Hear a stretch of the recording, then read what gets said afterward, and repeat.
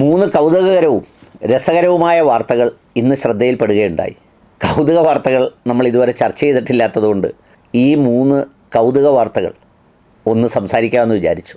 അതിലൊന്ന്, കാമുകിയെ സന്തോഷിപ്പിക്കാൻ വേണ്ടി കാമുകൻ സിംഹക്കൂട്ടിൽ കയറി ദാരുണാന്ത്യം. ഇതാണ് ആ വാർത്തയുടെ തലക്കെട്ട്.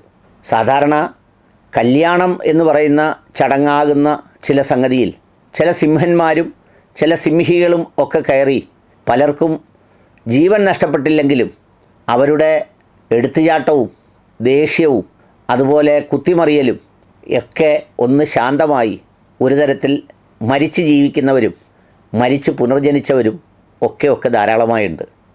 എന്നാൽ പ്രണയത്തിന് വേണ്ടി കാമുകിയെ തൃപ്തിപ്പെടുത്താൻ വേണ്ടി സിംഹക്കൂട്ടിൽ കയറി എന്ന് പറയുന്നവരെ എന്ത് ചെയ്താൽ മതിയാവുമെന്ന് എനിക്കൊട്ടും മനസ്സിലാവുന്നില്ല. ഞാൻ പെട്ടെന്ന് ഓർത്തു പോയത്, പണ്ട് ആഞ്ഞിലിയിൽ കയറി ആഞ്ഞിലിക്ക് അടർത്താൻ വേണ്ടി അടർത്തുന്ന തോട്ടിയുമായി കയറി അതുൾപ്പെടെ ഞാൻ മറിഞ്ഞ് താഴെ വീണ് തോട്ടി തലയിൽ കൊണ്ട് മുറിയാറുണ്ട്. ആ മുറിഞ്ഞ് കരയുമ്പോൾ ആദ്യം 3-4 അടി തന്നിട്ടാണ് ആശുപത്രിയിൽ കൊണ്ടുപോകുന്നത്. അത് കയറിയതിനുള്ള അടിയാണ്, പിന്നെയാണ് വേദനയ്ക്കുള്ള ചികിത്സ. അതുപോലെ പലരും മരണം കണ്ട് കരയുകയാണെങ്കിലും ഈ മരണം കണ്ട് ധാരാളം പേർ ചിരിക്കുന്ന ഇമോജികളാണ് ഈ വാർത്തയ്ക്കടിയിലിട്ടിരിക്കുന്നത്. ചിലരഭിപ്രായപ്പെടുന്നത് അവനെക്കൊണ്ട് അവൾ വല്ലാതെ വലഞ്ഞു കാണുമെന്നും ഒഴിവാക്കാൻ ഗ്രീഷ്മ ചെയ്തതുപോലെ വിളിച്ച് ജ്യൂസ് കൊടുക്കുന്നതിനേക്കാൾ നല്ലത് ചേട്ടാ ഈ സിംഹക്കൂട്ടിലൊന്ന് കയറുമോ എന്ന് ചോദിച്ചതാകും എന്ന് കരുതുന്നവരുണ്ട്. ഏതായാലും എല്ലാവർക്കും ഒരു കാര്യം ഉറപ്പുണ്ട്, ഇങ്ങനെ കയറുന്ന ഒരാളുമായി ജീവിക്കുന്നതിനേക്കാൾ നല്ലത് ഇത് ഇങ്ങനെയൊക്കെ ആയി തീരട്ടെ എന്നാണ് കുറേ പേർ പറയുന്നത്. അതാണ് ഒന്നാമത്തെ കൗതുക വാർത്ത. രണ്ടാമത്തെ കൗതുകം, നമ്മുടെ ലഡാക്ക് എന്ന് പറയുന്ന ഇന്ത്യയുടെ പ്രദേശത്ത് ചൈന ചില പ്രവിശ്യകളൊക്കെ അങ്ങ് പ്രഖ്യാപിച്ചു എന്നാണ് പറയുന്നത്. സാധാരണ രാജ്യാന്തര അതിർത്തിയിൽ ഓരോ രാജ്യത്തിനും ഒരു അതിർത്തി നിശ്ചയിച്ചിട്ടുണ്ട്. ആ അതിർത്തിക്കപ്പുറത്തെ എല്ലാം ആകാവൂ. നമ്മൾ ഈ ബഹളം വെക്കുന്നതും ആക്രമിക്കുന്നതും മുഴുവൻ പാകിസ്ഥാനെയാണ്. അവരാണെങ്കിലോ തമ്മിലടിച്ച് പാള കീറി യാതൊരു ശേഷിയുമില്ലാതെ അവിടെ കൂട്ടയടിയാണ്. പക്ഷേ പാകിസ്ഥാൻ എന്ന് പറയുമ്പോൾ ഇവിടെ ചില രാഷ്ട്രീയ ഗുണങ്ങൾ കൂടി ഉള്ളതുകൊണ്ട് എല്ലാവരും പാകിസ്ഥാൻ ശത്രു രാജ്യം എന്നുള്ള നിലയിലാണ് കാണുന്നത്. എന്നാൽ ചൈന നമ്മുടെ ഭായിയാണെന്നുമാണ് കരുതുന്നത്.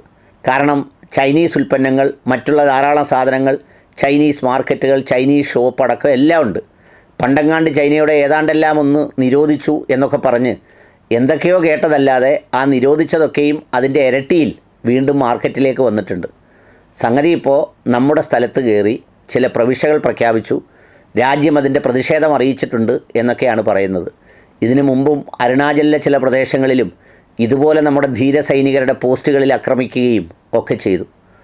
സംഗതി ഇതെല്ലാം നടക്കുമ്പോൾ അതിനൊരു മറുവശമുള്ളത്, നമ്മളിവിടെ പള്ളിയുടെ അടി ഒഴിക്കുക, തമ്മിലടിക്കുക, വെടിവെക്കുക, പോത്തിനെ കൊണ്ടുവന്നവനെ ഇടിക്കുക തുടങ്ങിയ തിരക്ക് പിടിച്ച കേളികളിൽ ഏർപ്പെട്ടിരിക്കുകയാണ്. എന്ന് മാത്രമല്ല നമ്മുടെ ഫോക്കസും പ്രധാനമായും അതിൽ കേന്ദ്രീകരിച്ചാണ്. അപ്പോൾ ഏത് സ്ഥലത്തായാലും വീടിനകത്ത് 24 മണിക്കൂറും അടിയും വൈരാഗ്യവും ഏറ്റുമുട്ടലുമൊക്കെ ആകുമ്പോൾ അയലത്തുകാരൻ അതിർത്തിക്കല്ല് ചുരണ്ടുന്നുണ്ടോ എന്നൊക്കെ നോക്കാൻ അത്ര താല്പര്യം ഉണ്ടാവില്ല. എന്ന് മാത്രമല്ല അകത്തടിക്കുന്നൊരു സുഖം പുറത്തടിച്ചാൽ കിട്ടുകയുമില്ല. രണ്ടായാലും ഈ അടിയടിടയ്ക്ക് കൂടി മറ്റേ അളിയന്മാരിവിടെ കയറി പ്രവിശ്യമൊക്കെ പ്രഖ്യാപിച്ചു എന്ന വാർത്തയാണ് രണ്ടാമത്തെ കൗതുകകരമായ വാർത്ത. മൂന്നാമത്തെ ഒരു കൗതുകകരമായ വാർത്ത, ഇപ്പോൾ ഈ അടുത്തടുത്ത് 2 പ്ലെയിൻ ക്രാഷൊക്കെ ഉണ്ടായതുകൊണ്ട് ചാനലുകളിലൊക്കെ കിടന്ന് കറങ്ങിക്കൊണ്ടിരിക്കുന്ന ഒരു വാർത്തയാണ്. ഫ്ലൈറ്റിൽ യാത്ര ചെയ്യുമ്പോൾ ഏത് സീറ്റാണ് ഏറ്റവും സുരക്ഷിതം? ഏതാണ് നിങ്ങളുടെ കണക്കൂട്ടലിൽ? ഞാൻ ഫ്ലൈറ്റ് യാത്രയൊക്കെ നടത്തിയിട്ടുള്ളത് കൊണ്ട് എമർജൻസി സീറ്റിൻ്റെ അവിടെ ഇരുന്നിട്ടുണ്ട്, ഫ്രണ്ടിലിരുന്നിട്ടുണ്ട്, ബാക്കിലിരുന്നിട്ടുണ്ട്, നടുവിലിരുന്നിട്ടുണ്ട്.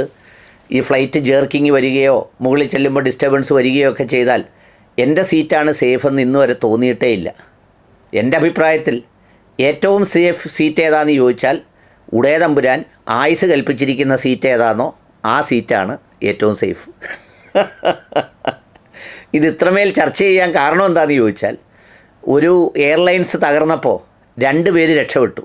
അവർ ഏറ്റവും പുറകിലോ മറ്റോ ഇരുന്നവരാണെന്നാണ് വായിച്ചത്.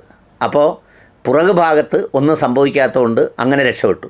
എന്നാൽ കോഴിക്കോട് വിമാനം തകർന്നപ്പോൾ ബെൽറ്റൊക്കെ ഊരിയവരാണ് രക്ഷപ്പെട്ടതെന്നൊരു വാർത്ത കേട്ടു. എന്ന് പറഞ്ഞാൽ അവർക്ക് പെട്ടെന്ന് ഈ ഫ്ലൈറ്റ് രണ്ടായി പിളർന്നപ്പോൾ മുകളിലൂടെ ചാടാനായി എന്നൊക്കെയാണ് കേട്ടത്. പക്ഷേ ഇതെല്ലാം പറയുമ്പോഴും ഫ്ലൈറ്റ് യാത്രയിൽ ഫ്ലൈറ്റ് ക്രാഷ് ഉണ്ടായാൽ ഏത് സീറ്റാണ് സേഫ് എന്നൊക്കെ ചോദിച്ച് അത് നമ്മളെക്കൊണ്ട് വായിപ്പിക്കുന്ന ആ ലേഖനം എഴുതിയവൻ്റെ കഴിവിനെ നമ്മൾ അംഗീകരിക്കണം. അപ്പോൾ അത് മൂന്നുമാണ് ഇന്നത്തെ കൗതുക വാർത്തകളായി എനിക്ക് തോന്നിയത്.